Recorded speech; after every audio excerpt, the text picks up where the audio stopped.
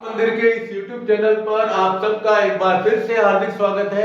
आज हम लेने जा रहे हैं, देखो पाठ का नाम था तत्वों का वर्गीकरण एवं गुणों में आवर्तता।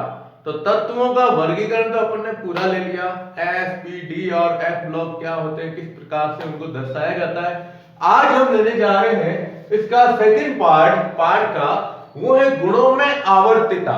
आवर्तता का मतलब होता है कि आवर्त सारणी जो होती है उसमें एक ही वर्ग और एक ही आवर्त में, आवर्त चलते हैं यूं बाएं से दाएं और वर्ग चलते हैं ऊपर से नीचे। तो गुणों में क्या परिवर्तन आते हैं उनके बारे में अपन चर्चा करेंगे। तो आज अपना इसका पहला पॉइंट आ रहा है, वो है परमाणु त्रिज्या। परमाणु त्रिज्या किसे कहते हैं? परमाणु त्रिज्या के साथ साथ आपके सामने यहाँ तीन और परिभाषाएं दी गई है, सहसंयोजक त्रिज्या, वॉन डेर वाल्स त्रिज्या और धात्विक त्रिज्या। ये क्या होती है, किस प्रकार से इसे प्रदर्शित किया जाता है? तो सबसे पहला पॉइंट आता है अपने परमाणु त्रिज्या। ठीक है, देखिए इसकी परिभाषा ये कहती है कि कोई भी परमाणु जो होता है, ठीक है, किसी परमाणु के नाभिक से, परमाणु के नाभिक से बाह्यतम कोष जो होता है, बाह्यतम कोष के बीच की दूरी जो होती है वो क्या कहलाती है? परमाणु त्रिज्या कहलाती है। क्या कहलाती है? परमाणु त्रिज्या कहलाती है। अब बाह्यतम कोष कैसे होता है? जैसे मान लो ये एक परमाणु का नाभिक है, परमाणु के नाभिक में क्या पाए जाते हैं? प्रोटॉन और न्यूट्रॉन पाए जाते हैं। अब आप इसके अंदर कोष बताओ, जैसे के एल एम, है ना। मान लेते हैं बाह्यतम कोष ये है, तो इसके अंदर भी इलेक्ट्रॉन होंगे। तो इस नाभिक से इस बाह्यतम कोष के बीच की जो दूरी होती है, इस दूरी को ही अपन क्या कहते हैं? परमाणु त्रिज्या के नाम से जानेंगे। तो क्या कहते हैं परिभाषा? किसी भी परमाणु के बाह्यतम कोष के इलेक्ट्रॉन भी बता सकते हैं, या बाह्यतम कोष के इलेक्ट्रॉन, चलो इसको यूं ले लो, बाह्यतम कोष के इलेक्ट्रॉन के बीच की दूरी परमाणु त्रिज्या कहलाती है। नाभिक से बाह्यतम कोष के अंदर जो ये इलेक्ट्रॉन पाए जाते हैं, इन इलेक्ट्रॉन के बीच की दूरी को हम परमाणु त्रिज्या कहते हैं। और परमाणु त्रिज्या जो होती है इसको हम किसके रूप में? एंगस्ट्रॉम। किसके रूप में? एंगस्ट्रॉम या पीएम, पिकोमीटर के रूप में मापा जाता है। यानी इसका जो मापन होगा वो एंगस्ट्रॉम और पिकोमीटर, क्योंकि हम जानते हैं कि परमाणु जो होता है, परमाणु को खुली आंख से, मतलब कहते हैं ना, नहीं देखा जा सकता, बहुत ही सूक्ष्मतम कण होता है। तो जब परमाणु खुद एक सूक्ष्मतम कण है तो आप उसकी त्रिज्या को किस प्रकार से प्रदर्शित कर सकते हो? इसलिए इसमें जो मापन दिया है वो सबसे छोटी इकाइयां एंगस्ट्रॉम, पिकोमीटर के रूप में इसको दर्शाते हैं। तो पहली परिभाषा अपनी क्या आती है? परमाणु त्रिज्या। किसी भी परमाणु के नाभिक से उसके बाह्यतम कोष के अंदर जो इलेक्ट्रॉन है, उस इलेक्ट्रॉन के बीच की दूरी को ही हम क्या कहते हैं? परमाणु त्रिज्या कहते हैं। ठीक है, चलिए स्क्रीनशॉट ले लो इसका। ओके, अब आता है सेकंड नंबर, सहसंयोजक त्रिज्या। ये थोड़ा सा आपको ध्यान में रखना है। देखो कोई भी, हमने जैसे पढ़ा है 10th के अंदर भी, कि बंध जो होते हैं ना, अलग अलग प्रकार के होते हैं।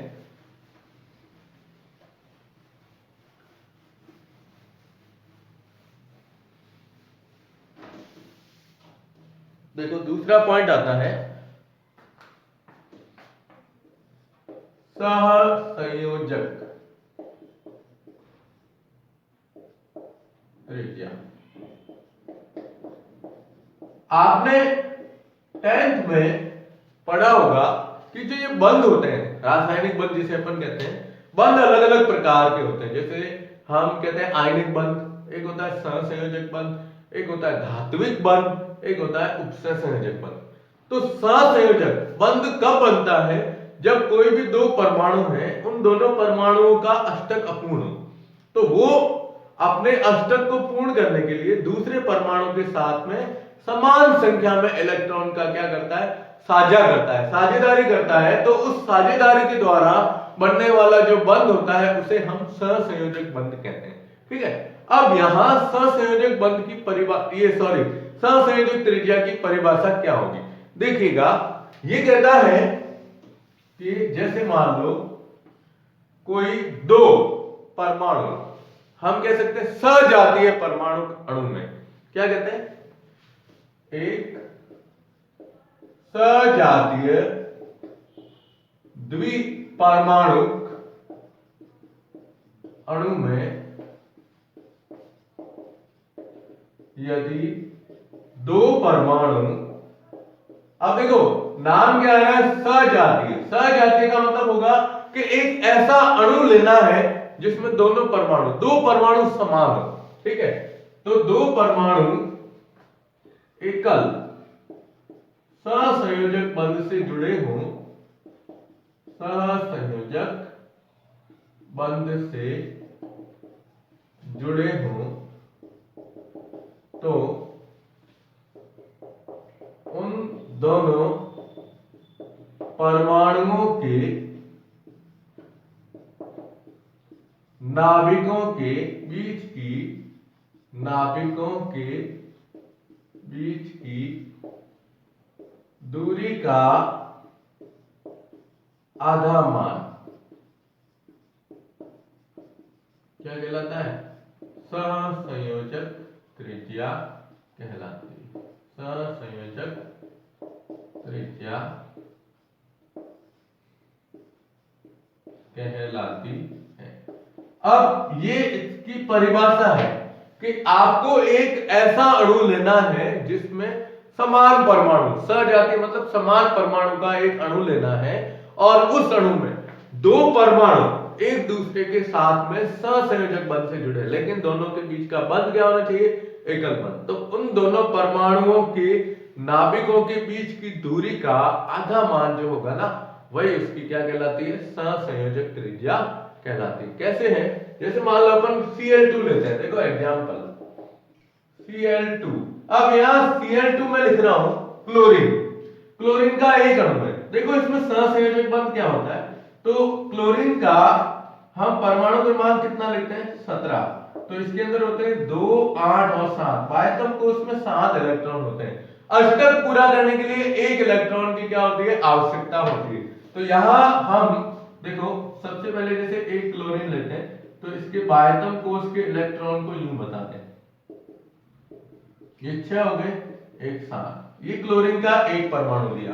फिर आप क्लोरीन का दूसरा परमाणु लो, तो 1, 2, 3, 4, 5, 6 और 7। अब इसमें क्या करना है कि अष्टक पूरा करने के लिए दोनों परमाणु एक दूसरे के साथ में क्या करते हैं, सहसंयोजक बंध बनाते हैं।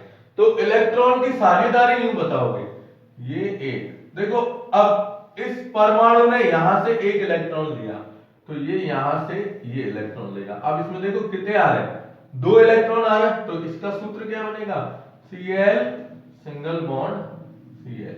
ये तो Cl सिंगल बॉन्ड Cl का मतलब ये है कि इसमें एक एक इलेक्ट्रॉन की साझेदारी से ये अणु बनता है Cl2। अब ये कह रहा है सहसंयोजक त्रिज्या, तो सहसंयोजक त्रिज्या को यूं बताएंगे कि जैसे ये एक परमाणु है क्लोरीन का, और ये आएगा दूसरा परमाणु।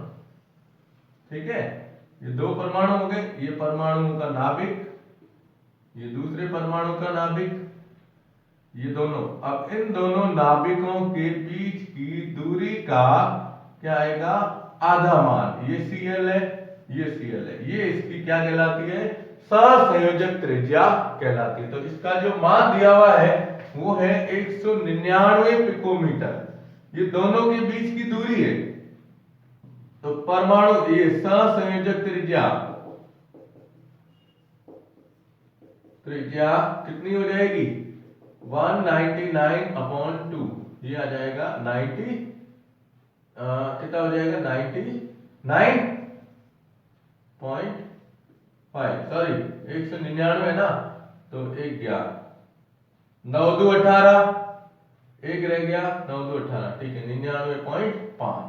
ये किस में आएगी, पिकोमीटर के अंदर। यानी यहां से यहां तक की दूरी इसमें कितनी है, 199 पिकोमीटर होती है। तो 199 से हम इसकी सहसंयोजक त्रिज्या जब निकालेंगे तो सहसंयोजक त्रिज्या को इस प्रकार से प्रदर्शित किया जाता है। तो आपको इसकी परिभाषा ध्यान रखनी है, ये एग्जाम्पल भी याद रखना है, ठीक है।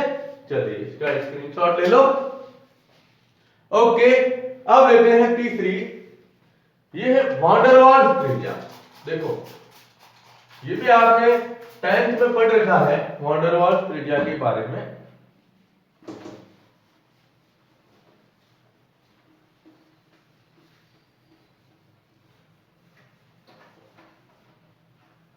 ये नाम स्पेशली वॉन डेर वाल्स बंध के रूप में समझाया जाता है, ठीक है ना, वॉन डेर वाल्स बंध।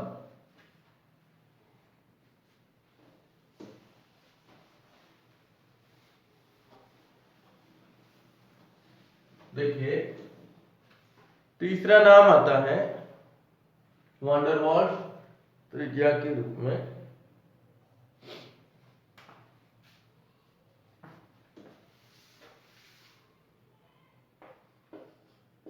वॉन डेर वाल्स त्रिज्या।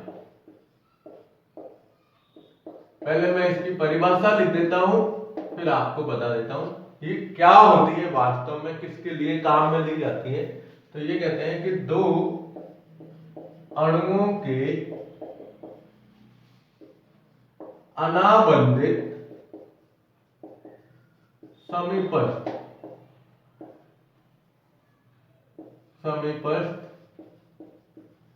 परमाणुओं के नाभिकों के बीच की दूरी का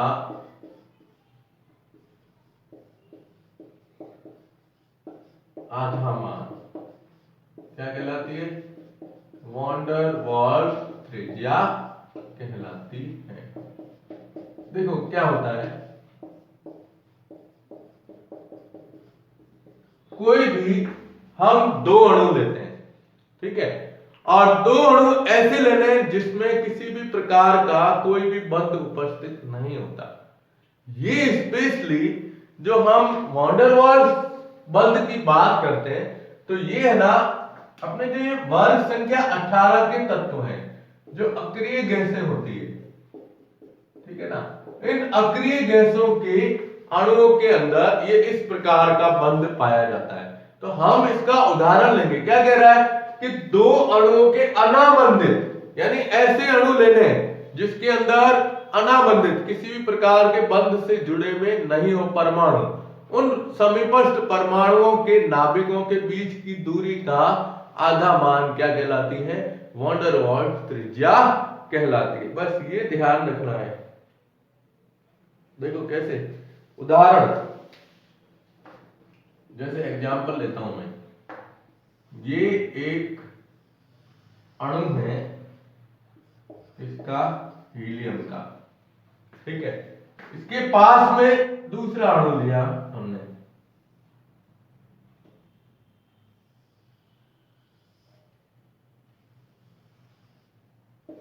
ये भी किसका है, हीलियम का। अब इसके अंदर दो परमाणु बताओ, ठीक है, इसमें एक हीलियम के अणु में कितने परमाणु होते हैं, ये एक और ये दो। इसी तरीके से इसमें भी बता दो, ये एक और ये दो, ये हीलियम, ये हीलियम, ये हीलियम, ये हीलियम। अब इनके अंदर क्या होता है, प्रोटॉन न्यूट्रॉन, इसमें भी क्या होता है, प्रोटॉन न्यूट्रॉन, इसमें भी क्या होता है, प्रोटॉन न्यूट्रॉन, और इसमें भी क्या होता है, प्रोटॉन न्यूट्रॉन। तो ये देखो हीलियम के दो अणु लिए और दोनों अणुओं में क्या है, दो दो परमाणु, दो अणु है तो चार परमाणु हो गए। अब ये कह रहा है अनाबंधित, यानी इसके और इसके बीच में किसी भी प्रकार का कोई भी बंध नहीं है। तो इस परमाणु के नाभिक और इस परमाणु के नाभिक के बीच की दूरी का आधा मान जो होगा वो क्या कहलाती है, वॉन डेर वाल्स त्रिज्या कहलाती है। तो ये आपको ध्यान में रखना है कि विशेष तौर पे वॉन डेर वाल्स त्रिज्या जो होती है वो वॉन डेर वाल्स त्रिज्या किसके लिए काम में ली जाती है? अक्रिय गैसों के लिए काम में ली जाती है। ये याद रखना है आपको, ठीक है। चलिए इसका स्क्रीनशॉट ले लो। ओके, और चौथी आती है धातु त्रिज्या। देखिए अब आप कह रहे हो कि ये सब धातु त्रिज्या कैसे होगी, क्योंकि धातुओं में मैंने अभी आपको बताया कौन सा बंध पाया जाता है? धात्विक बंध पाया जाता है। और इस धात्विक बंध के अंदर परमाणु किस प्रकार से व्यवस्थित रहते हैं? देखो वास्तव में धातु जो होती है ना, धातुओं में क्या होता है कि क्रिस्टल अवस्था में पाए जाते हैं। कौन सी?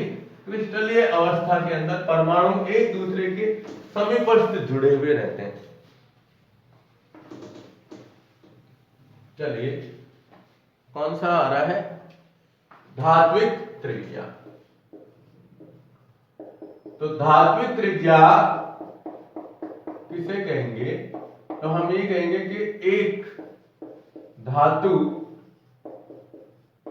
क्रिस्टल जालक भी बोल सकते हो कि क्रिस्टल जालक जो होता है, एक धातु जालक में सटे हुए दो परमाणुओं के, क्रिस्टल लिख दो आगे, नाभिकों के बीच की दूरी का, नाभिकों के बीच की दूरी का आधा मान क्या कहलाता है? धात्विक त्रिज्या। क्या कहलाता है? धात्विक त्रिज्या कहलाती है। अब ये आपको बताना है इसमें कि जैसे हम इसको मानते हैं, ये इस तरह से रहती है व्यवस्था। इसमें ध्यान दीजिएगा, जैसे क्रिस्टल जालक जो होता है, ये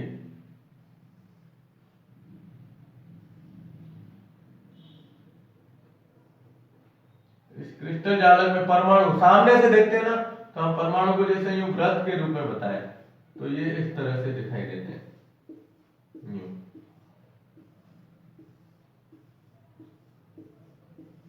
ठीक है, और ऊपर से देखोगे तो यूं आधा वृत्त दिखेगा इस तरह से।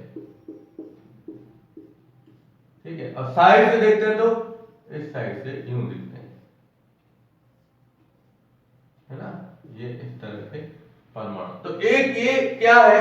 धातु क्रिस्टल जालक है, और इसमें परमाणु जो होते हैं वो कौन से? धात्विक बंध से जुड़े हुए रहते हैं। तो ये कह रहा है कि समीपस्थ परमाणुओं के नाभिकों के बीच में, या सटे हुए परमाणुओं के नाभिकों के बीच की दूरी का आधा मान, जैसे ये है तो यहां एक ये परमाणु ले लो।